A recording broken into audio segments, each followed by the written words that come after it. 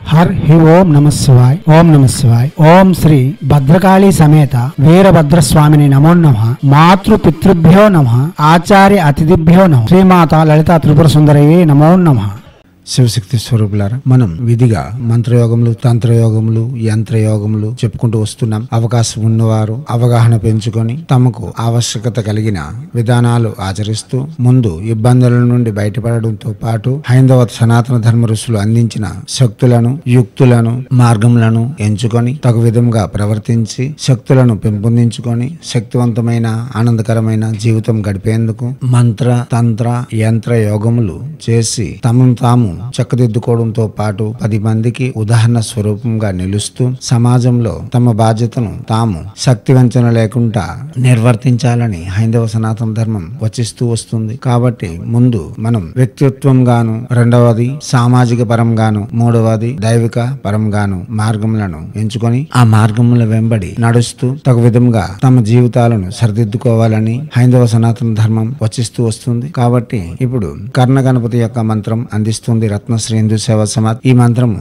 అతి రహస్యవంతమైనది, శక్తివంతమైనది. ముందుగా మనం యథాశక్తి తొలి సంధ్య, మరి సంధ్య, గృహదేవతారాధన, ఇష్టదేవతారాధన పూర్తి చేసుకున్న తర్వాత గణపతికి పీఠం అమర్చి గణపతి యొక్క ప్రతిమ ఉంచి ప్రతిరోజు గరిక పూసతో 108 సార్లు ఓం గం గణపతి నమః అని మంత్రముతో పూజిస్తూ తర్వాత 16 మాలలు ఓం గం గణపతి నమః అని మంత్రము జపించి అదే ప్రకారంగా మరు సంధ్య కూడా ముందు కులదేవతారాధన, ఇష్టదేవతారాధన పూర్తి చేసుకుని గణపతి పీఠము వద్ద యథాశక్తి పూజించి తరువాత మంత్రమును ఓం గం గణపతి నమః అను మంత్రమును 16 మాలలు జపించి 16 రోజులు పూర్తి చేసుకున్న తర్వాత కర్ణ గణపతి మంత్రమును ఏదైనా గురువు వద్దకు వెళ్లి ముందు చేసే గం గణపతి మంత్రమునకు పురస్కరణ విధులు అనగా యజ్ఞము, తర్పణము, మార్జనము, ప్రీతాన్న భోజనము ఇలా పంచాంగ విధులు పూర్తి చేసుకున్న తర్వాత కర్ణ గణపతి మంత్రమును గురువు వద్ద నుండి ప్రత్యక్షంగా తీసుకొని 22 రోజులు రోజుకి 48 మాలలు అనగా తొలి సంధ్య 16 మాలలు, మరు సంధ్య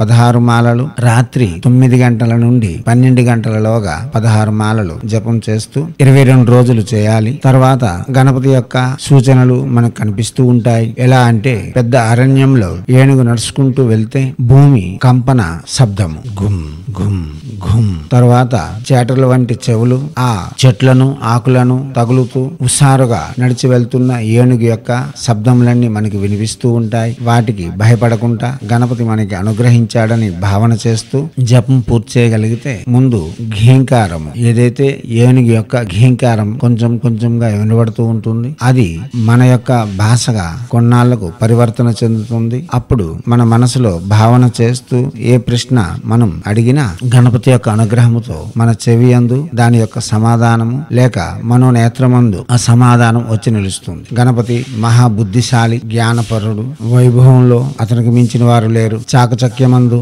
అతనికి మించిన వారు లేరు. ఎందుకంటే మనం పురాణంలో వింటున్నాం గణపతి ఆత్మలింగం రక్షించేందుకు రావణాసురుని బోల్తా కొట్టించాడు. సొంత అన్నైన సుబ్రహ్మణ్య స్వామి యొక్క పందెంలో తాను గెలిచి ఆది పూజ్యుడైనాడు. అటువంటి చాకచక్యముతో ఎటువంటి సమస్యనైనా అతి సునాయాసంగా గట్టెక్కించగల మహాగణపతి మనకు సకల విధములైన ఇబ్బందులను తొలగించడంతో పాటు ఆనందకరమైన జీవితం ప్రసాదించడంతో పాటు ఈ కర్ణ విద్యను కూడా మనకు అందించగలడు. గణపతి అంటేనే ఆహ్లాదకరమైన బాలుల యొక్క దేవుడు అనగా చిన్నపిల్లల యొక్క దేవుడు. గణపతిని ఎవరైతే ఆరాధన చేస్తారో వారు ఏ వయసులో ఉన్నా వారు చిన్నపిల్లల వలె ప్రవర్తిస్తూ ఉంటారు. అంటే నిత్యం ఆనందముగా ఆహ్లాదకరంగా జీవనం కొనసాగించగలరు. దివ్యాత్మ స్వరూపులారా, ఇతర వివరములకు మాతో సంప్రదించండి లేక గణపతి యొక్క ప్రసంగములను విని అవగాహన పెంచుకొని తర్వాత జపములకు ఉపక్రమించండి. ఒకసారి మీరు చేయండి. ఒకవేళ అటువంటిది జరగనప్పుడు మీ గురువు వద్దకు వెళ్లి గురువుతో ఈ మంత్రం విధానంపై చర్చించుకొని ఏదైనా లోపములు ఉంటే సరిచేసుకొని మరల ప్రారంభించండి.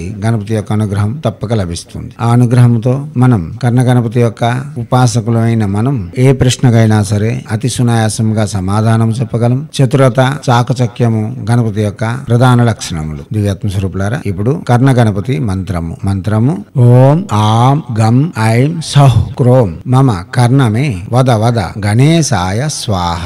మంత్రం మరోసారి ఓం ఆం గం ఐం సౌః క్రోం మమ కర్ణమే వద వద గణేశాయ స్వాహ.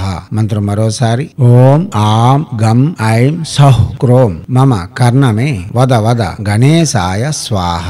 దివ్యాత్మ స్వరూపులారా, ఈ మంత్రమునకు ఋషి భార్గవ ఋషి ఉష్ణిక్ ఛందస మీరు దాన్ని అనుసరించి జపం చేసుకోవచ్చు. విధానములలో ఎటువంటి సందేహములు ఉన్నా మాతో ప్రత్యక్షంగా సంప్రదించగలరు. గణపతి హోమము, అష్ట దిగ్బంధన, అష్ట గణపతి దిగ్బంధన చేస్తూ ఇటువంటి మంత్ర జపములు చేయడం వలన విశేషమైన ఫలితములు ఇవ్వగలదు. రుద్రాక్ష, స్ఫటికము, రక్త చందనపు మాల, తెల్ల చందనపు మాల శ్రేయోదాయకము. ముదురు చందనపు రంగు వస్త్రములను ధరించి లేదా పసుపు వస్త్రములను ధరించి ఈ జపం చేయవచ్చు. ఉత్తర తూర్పు అభిముఖములుగా కూర్చొని జపం చేయవచ్చు. అవగాహన పెంచుకునేందుకు ప్రసంగములను విని అవగాహన పెంచుకొని ప్రతిదీ ఒక పట్టికలా అమర్చుకొని తరువాతే జపములకు ఉపక్రమించాలి. చేయండి, చేసి తగు ఫలితములను పొంది ఎనలేని ఆనందములతో ఐశ్వర్యయుక్తమైన భోగయుక్తమైన జీవితం కొనసాగించాలని హైందవ సనాతన ధర్మ ఋషులు మనకు అందించిన విద్యలు వినియోగించుకోవడంలోను భారతీయ సంస్కృతి సాంప్రదాయాలు కాపాడడంలో ముందంజలో ఉండాలని కోరుతూ ఎప్పుడు మీ సేవలో రత్నశ్రీ హిందూ సేవా సమాజ్ ఆచార్య భీమసింగ్ రవికుమార్ ఆర్ ఆఫ్ నిఖిలానంద సాగర్ మహారాజ్.